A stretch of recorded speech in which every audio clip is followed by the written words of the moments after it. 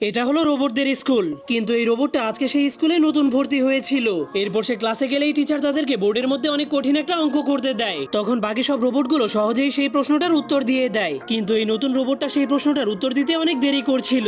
এরপর সে উত্তরটা দিলেই তার উত্তরটা ভুল হয়ে যায়, এজন্য তার মনটা অনেক খারাপ হয়ে যায়। এরপর পিটি করার সময় তাদের স্কুলে একটা খেলার আয়োজন করা হয়। তাদের খেলাটা হলো একটা ঝুড়ির মধ্যে দূর থেকে বল ফেলা। তখন সবগুলো রোবট সহজেই সেই খেলাটাতে জিতে যায়, কিন্তু সেই নতুন রোবটটা বলটাকে মারলে বলটা ঝুড়ির কাছেও পৌঁছাতে পারে না। এরপর তারা সবাই একটা দৌড় প্রতিযোগিতা করার জন্য রেডি হয়ে যায়, যেখানে জিততে হলে সবগুলো রোবটকে বালতি ভর্তি পানি নিয়ে সবার আগে ফিনিশ লাইনে পৌঁছাতে হবে। কিন্তু সেই নতুন রোবটটার স্পিড অনেক কম হওয়ার কারণে সে বালতির পানিগুলো নিয়ে নিচে পড়ে যায়। তার আজকের দিনটা এত খারাপ হওয়ার কারণে সে অনেক মন খারাপ করে বসে বসে বল মারার প্র্যাকটিস করছিল।